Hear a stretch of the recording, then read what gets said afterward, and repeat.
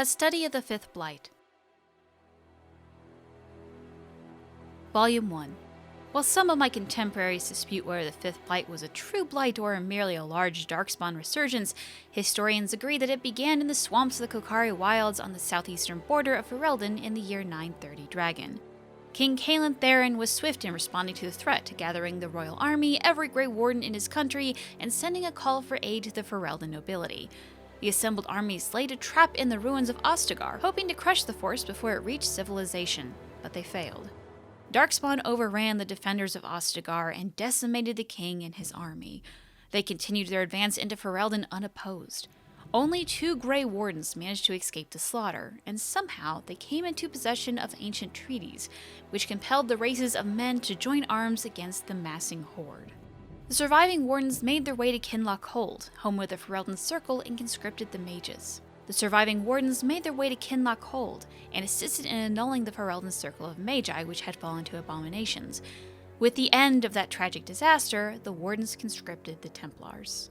In desperation to find more allies, the Wardens journeyed into the Brazilian forest, seeking the Dalish. The Elves, too, joined the growing army. The Elves failed to uphold their treaty, but another answered in their place.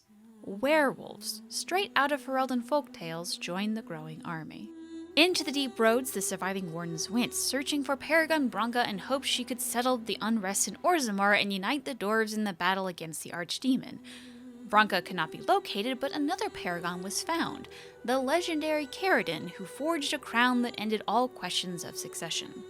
Into the deep roads the survivors went, searching for Paragon Branca in hopes they could settle the unrest in Orzammar and unite the dwarves in the battle against the archdemon. They found her, and she forged a crown that played a key role in sorting out the royal succession. Into the deep roads the surviving Wardens went, searching for Paragon Branca in hopes she could settle the unrest in Orzammar and unite the dwarves in the battle against the archdemon. Not only did the Paragon settle the matter of royal succession, but she also reclaimed the lost secrets of Golem manufacture.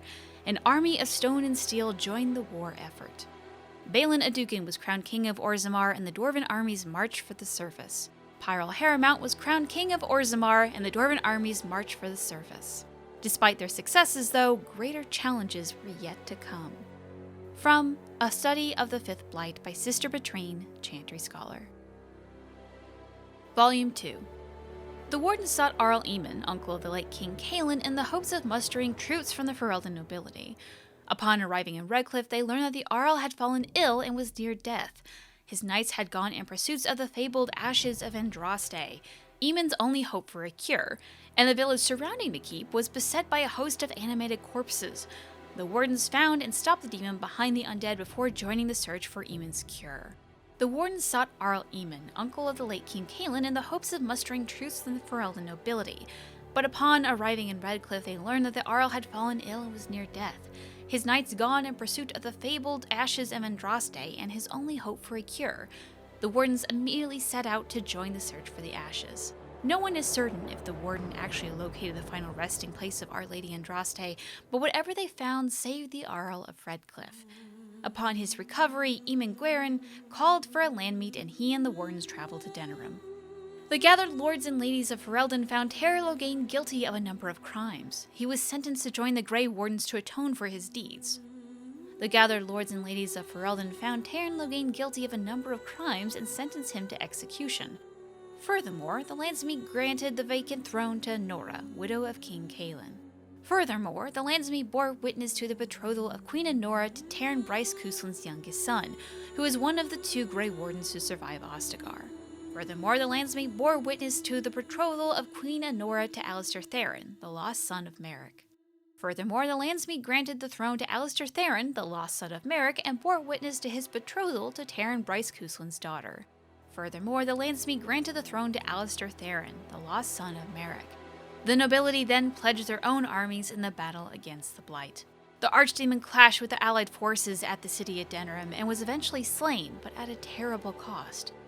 Much of the city lay in ruin, and the warden who rallied the armies, later known as the Hero of Ferelden, perished in battle. Much of the city lay in ruin. The warden who rallied the armies was named the Hero of Ferelden and accorded the highest honor. The Fifth Blight ended before most of Thedas knew it had begun, but it left a terrible wound on Ferelden. The losses suffered at Ostagar and Denerim greatly compromised the security of the kingdom. Southern Ferelden from the Kokari Wilds to the edge of the Benorn are, to this day, a wasteland. It's uncertain how far the ripples from this event shall travel or what ways it has already stirred. From A Study of the Fifth Blight by Sister Petrine, Chantry Scholar.